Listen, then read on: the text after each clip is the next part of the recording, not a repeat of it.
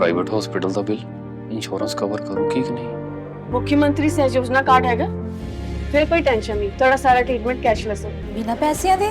जी हाँ, ਹਰੇਕ ਨਾਗਰਿਕ ਜਿਹੜਾ ਹੈ ਉਹ ਮੁੱਖ ਮੰਤਰੀ ਸਿਹਤ ਕਾਰਡ ਜਦੋਂ ਬਣ ਗਿਆ ਤਾਂ ਉਹ 10 ਲੱਖ ਰੁਪਏ ਦਾ ਮੁਫਤ ਤੇ ਕੈਸ਼ਲੈਸ ਜਿਹੜਾ ਇਲਾਜ ਕਰਾਉਣ ਦੇ काबिल भी होगा, एलिजिबल भी होगा। पंजाब सरकार लेकर आई है दुनिया की पहली सेहत योजना। अब पैसे के कारण पंजाब का कोई भी नागरिक बढ़िया इलाज से वंचित नहीं रहेगा।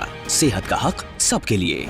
देश के लोकतंत्र के इतिहास में आज एक ऐसा मोड़ आया है जिस पर आने वाले सालों में बहस होगी, किताबें लिखी जाएंगी और शायद इतिहास की कक्षाओं में पढ़ाया भी जाएगा। पहली बार भारत की किसी मौजूदा मुख्यमंत्री ने सीधे सुप्रीम कोर्ट का दरवाजा खटखटाया है। वो भी किसके लिए, पता है आपको? सुनेंगे तो आप हैरान हो जाएंगे, चौंक जाएंगे, क्योंकि ये सब नए भारत में ही देखने को मिल सकता है। मुख्य चुनाव आयुक्त के खिलाफ नाम है ज्ञानेश कुमार, पद है मुख्य चुनाव आयुक्त और आरोप है राजनीतिक पक्षपात, तानाशाही रवैया और चुनावी प्रक्रिया से लाखों वोटरों को बाहर करने की साजिश। याचिका करता है पश्चिम बंगाल की मुख्यमंत्री ममता बनर्जी उर्फ ममता दीदी। सवाल सिर्फ ममता बनर्जी का नहीं है, सवाल है क्या भारत का चुनाव आयोग अब भी निष्पक्ष है? ममता बनर्जी ने सुप्रीम कोर्ट में जो याचिका दाखिल की है वो बेहद गंभीर मामलों में याचिका दाखिल हुई है दोस्तों। वो सिर्फ एक शिकायत नहीं है, वो पूरी चुनावी प्रक्रिया को चुनौती है। सुन रहे हैं आप? पूरी चुनावी प्रक्रिया को चुनौती है। इस याचिका में प्रतिवादी बनाए गए हैं भारत का चुनाव आयोग, मुख्य चुनाव आयुक्त ज्ञानेश कुमार और पश्चिम बंगाल के मुख्य निर्वाचन अधिकारी। मुद्दा है SIR प्रक्रिया यानी स्पेशल इंटेंसिव रिवीजन, मतदाता सूची का विशेष गहन पुनरीक्षण, जो कि पिछले ही साल से शुरू किया गया था बिहार चुनाव से पहले, और अब पश्चिम बंगाल में चुनाव है तो इसकी भी प्रक्रिया कई दिनों से, कई महीनों से शुरू कर दी गई है। चुनाव आयोग कहता है कि हम वोटर लिस्ट साफ कर रहे हैं, ममता बनर्जी कहती हैं आप वोटर ही हटा रहे हैं। SIR का मतलब है मतदाता सूची की जमीन से लेकर छत तक जांच, कागज, डिटेल डेटा, घर घर वेरिफिकेशन, IT सिस्टम और माइक्रो ऑब्जर्वर। थ्योरी में यह प्रक्रिया साफ सुथरी लगती है, लेकिन जमीनी हकीकत पर ममता बनर्जी गंभीर सवाल उठाती है। ममता बनर्जी ने बेहद गंभीर सवाल देश के मुख्य चुनाव आयुक्त के ऊपर, उनकी कार्यप्रणाली के ऊपर उठाए हैं। उनका आरोप है लाखों लोगों के नाम जो है काटे जा रहे हैं, बिना नोटिस, बिना सुनवाई, बिना अपील का मौका दिए हुए उनके नाम को हटा दिया जा रहा है। खासतौर पर प्रवासी मजदूर, गरीब लोग, शहरी स्लम्स और सीमावर्ती इलाके। ममता बनर्जी कहती हैं जो लोग रोजगार के लिए दूसरे राज्यों से काम करते हैं उनका नाम वोटर लिस्ट में गैर मौजूद बताकर काटा जा रहा है, जो साफ तौर पर दर्शाता है कि कैसे चुनाव से प्रेरित है। यानी अगर आप दिल्ली, मुंबई, केरल या खाड़ी देशों में काम करते हैं तो आपका वोट संदेहास्पद बन सकता है। ऐसी बातें कही जा रही है। इसके अलावा IT सिस्टम में गड़बड़ी, डेटा मिसमैच्ड और AI आधारित फिल्टर। ममता का आरोप है, पश्चिम बंगाल की मुख्यमंत्री का आरोप है कि तकनीक का इस्तेमाल लोकतंत्र को मजबूत करने के लिए नहीं, उसे सीमित करने के लिए किया जा रहा है। जो नई तकनीकी है उसे सीमित करने के लिए किया जा रहा है, बल्कि लोकतंत्र को मजबूत नहीं किया जा रहा है। एक और बड़ा बिंदु, 8000 से ज्यादा माइक्रो ऑब्जर्व।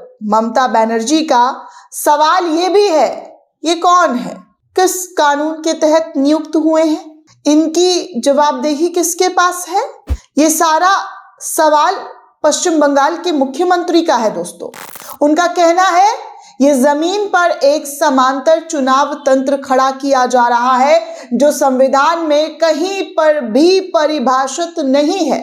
भारत में पहले भी चुनाव आयोग पर सवाल उठे हैं। पोस्टल बैलेट, ईवीएम, आदर्श आचार संहिता, तारीखों का ऐलान, लेकिन सबसे बड़ी बात दोस्तों, किसी मुख्यमंत्री ने सीधे सीईसी के खिलाफ सुप्रीम कोर्ट में रिट याचिका दाखिल कर दी है। गंभीर मामला बताकर, गंभीर मामला उठाकर।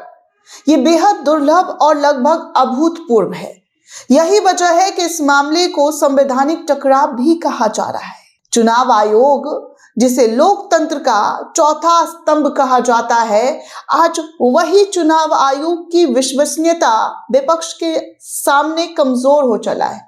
विपक्ष बड़े गंभीर आरोप लगा चुके हैं। राहुल गांधी ने भी कई बार आरोप लगाए हैं, जिस पर भरोसा इसलिए किया जाता है क्योंकि वो सरकार से ऊपर माने जाते हैं, संवैधानिक पदों पर बैठे हुए हैं दोस्तों। तो इस पर भरोसा संवैधानिक पदों के बराबर है। वो सरकार से ऊपर माने जाते हैं, विपक्ष से बराबर दूरी रखता है और संविधान के प्रति जवाबदेही होता है। इसीलिए चुनाव आयोग का कद बहुत ऊपर है। लेकिन जब विपक्ष सुप्रीम कोर्ट पहुंच रहा हो और निष्पक्षता पर सवाल उठा रहा हो, तो ये सिर्फ एक पार्टी की शिकायत नहीं रहती, ये संस्था की साख का सवाल बन जाता है। अब गेंद सुप्रीम कोर्ट के पाले में पहुंच चुका है। कोर्ट के पास विकल्प है। एसआईआर प्रक्रिया पर रोक लगा सकता है, चुनाव आयोग से जवाब तलब कर सकता है, नए दिशा निर्देश या याचिका खारिज कर सकता है। हर विकास का असर सीधे 2026 के बंगाल चुनाव पर पड़ने वाला है। आज सवाल ये नहीं है कि ममता बनर्जी सही है या चुनाव आयोग। आज सवाल ये है कि क्या भारत का हर नागरिक बिना डर के वोटर रह सकता है। अगर वोटर लिस्ट पर भरोसा टूटता है तो लोकतंत्र की जड़ें हिलती हैं, लोकतंत्र की जड़ें कमजोर हो जाती हैं। और यही वजह है कि ममता बनर्जी बनाम चुनाव आयोग सिर्फ एक केस नहीं, ये भारत के लोकतंत्र की अग्नि परीक्षा है। और यही जो इस वक्त चीजें दिखाई दी जा रही है, जो तस्वीरें निकलकर सामने आ रही है, वो कह रही है चीख चीख कर कि चुनाव आयोग की विश्वसनीयता कहां पर है, किस तरीके से है।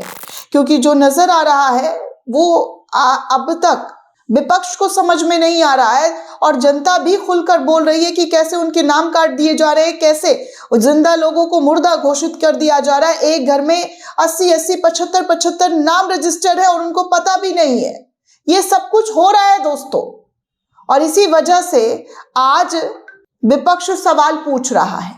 और सवाल पूछने के साथ साथ वो सीधे सुप्रीम कोर्ट का रुख कर रहा है। ममता बनर्जी ने तो रुख कर ही दिया है, लेकिन अब इस रुख को सुप्रीम कोर्ट के जरिए क्या कुछ किया जाता है। क्या चुनाव आयुक्त जो है हमारे ज्ञानेश कुमार जी, उनकी कुर्सी जाने वाली है, खतरे में है, क्योंकि ममता बनर्जी तो पूरी तरीके से उतर गई हैं इस लड़ाई को लड़ने के लिए। दोस्तों, इस पूरे रिपोर्ट को लेकर आप क्या सोचते हैं, आपकी क्या प्रतिक्रिया, हमें कमेंट करके जरूर बताइएगा। साथ ही साथ चैनल को ज्यादा से ज्यादा लाइक, शेयर और सब्सक्राइब करना बिल्कुल भी ना भूलें। जय हिंद, जय भारत।